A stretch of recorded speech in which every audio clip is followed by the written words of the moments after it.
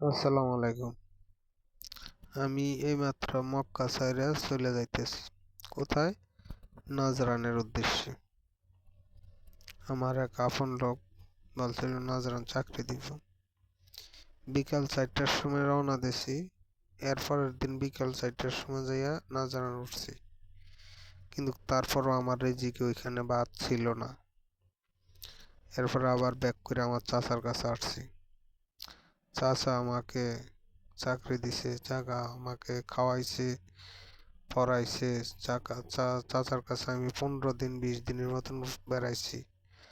এরপরে চাচা আবার আমারে চাকরি দিছে। তো আলহামদুলিল্লাহ আমার রিজিকে ছিল, আর নাজরানের বাদ রিজিকে ছিল না। এই কারণে নাজরান যাই আমি চাকরি পাই নাই।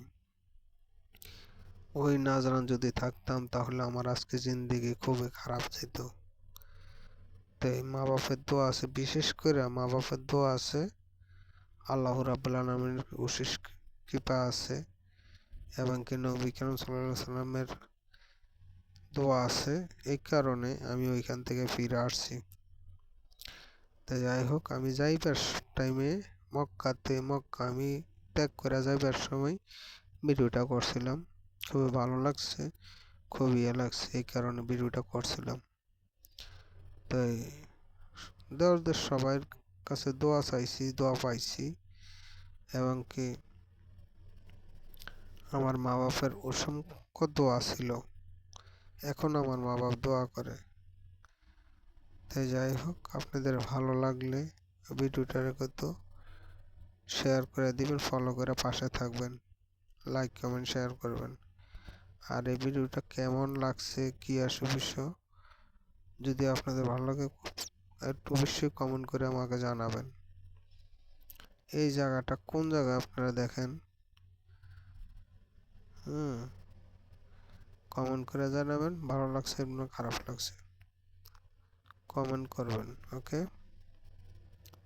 তাই আর কি বলবো, কারণ এই যে গাড়িগুলো দেখছেন না, এগুলো রাস্তার পাশে দাঁড়ানো অবস্থা ছিল।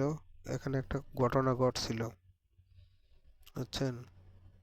কারণ এই টাইমে হজের আগে মানে দরফাকর অনেক চলে। পুলিশে মক্কাতে মানুষ ঢুকতে দেয় নাই। মক্কাতে মানুষ ঢুকতে দেয় নাই, বাইর হইতে দিছে, ঢুকতে দেয় নাই। এবং কি যারা মনে করেন মক্কার ভিসা না, তাদেরকে বাইর করে দিত। যখন যাই খুবই আতঙ্কর মাঝে ছিলাম।